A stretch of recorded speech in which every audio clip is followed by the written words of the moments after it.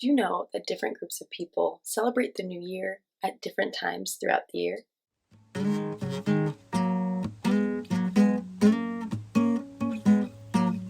Welcome, friends. Bienvenidos.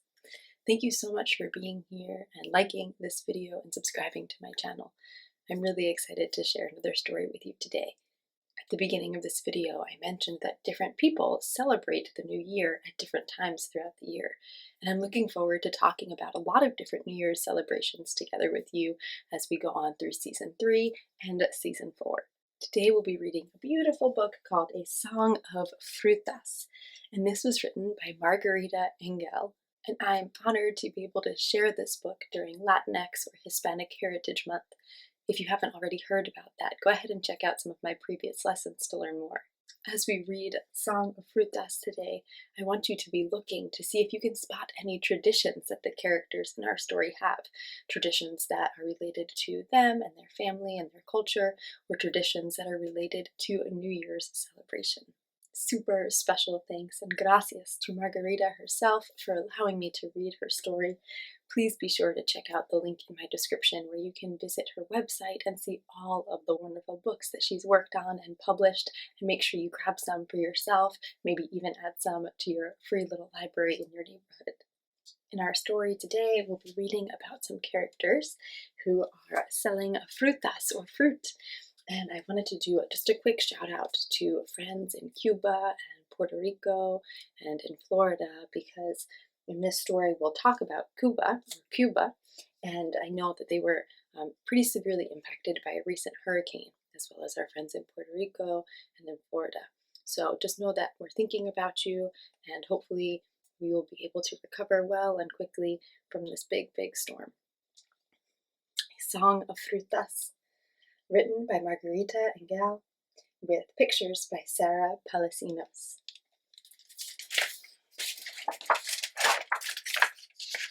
A Song of Frutas.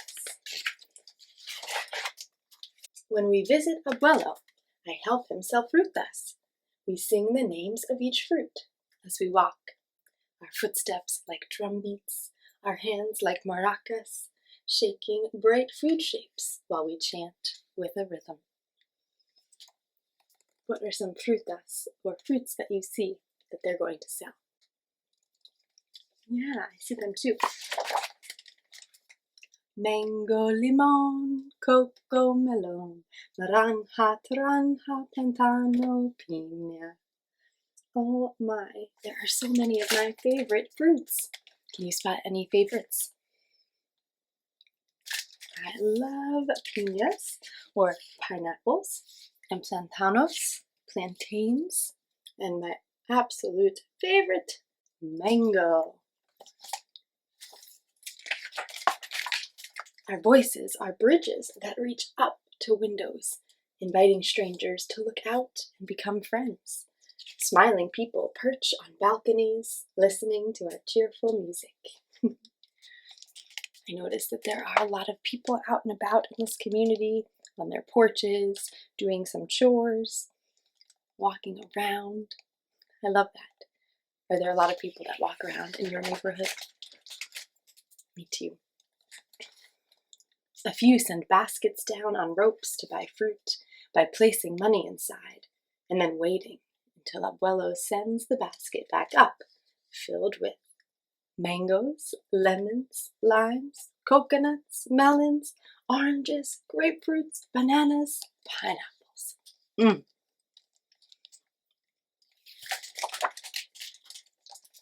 Sometimes people walk along the street beside us, arguing about prices.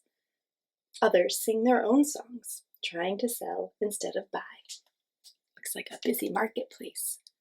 Have you ever been to an open-air market? Maybe a farmer's market? Yeah, where people bring all their produce, things that they've grown, in order to help feed the community.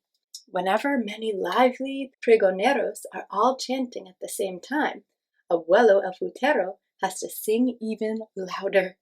His song as powerful as an opera star's glorious voice. Can you sing as loud as an opera star? That's tricky. It takes a lot of breath. It's the only way to be heard over the melodies and the rhythms of El Tamalero, who sells tamales wrapped in slick green banana leaves, and La Yerba with her fragrant herbs.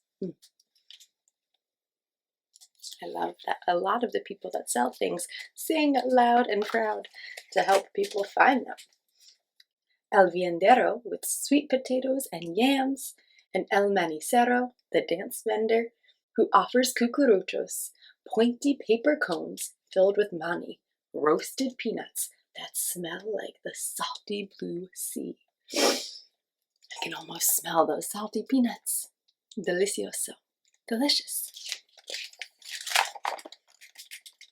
Best of all is La Dulcera, a woman with the voice of an angel, who croons so sweetly in praise of los caramelos, chocolates, and other delicious candies.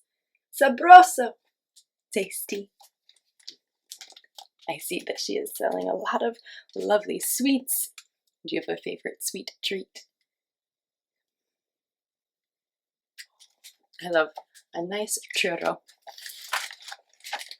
My favorite visits to Abuelo are on the eve of El Año Nuevo, the new year, when everyone wants to buy 12 grapes per person, las uvas, the fruit of each New Year's good luck. Do you have a New Year tradition? In my video last time, we talked about Rosh Hashanah, which is a Jewish New Year, and there are traditions that include fruit too, like eating apples and honey. And I love that this is a new New Year's tradition I've learned about, eating grapes. At midnight, I gobble 12 grapes while I make one wish per month for the whole coming year. That is so cool. Do you make wishes on the new year or set intentions?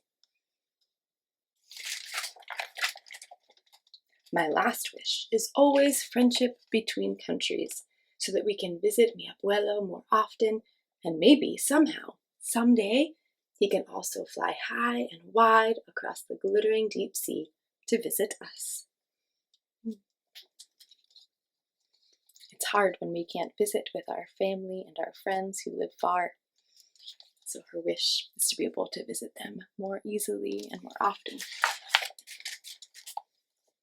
Each song I hear on New Year's Eve reminds me that soon I'll return to my own home.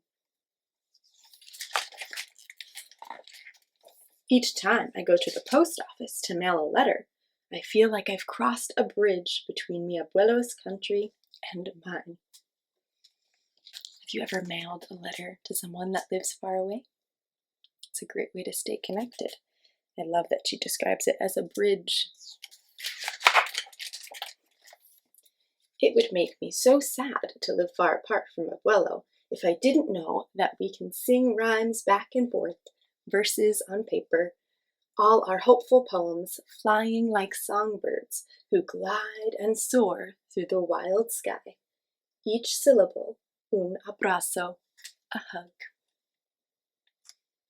I love how she's added pictures to her poems and to her notes.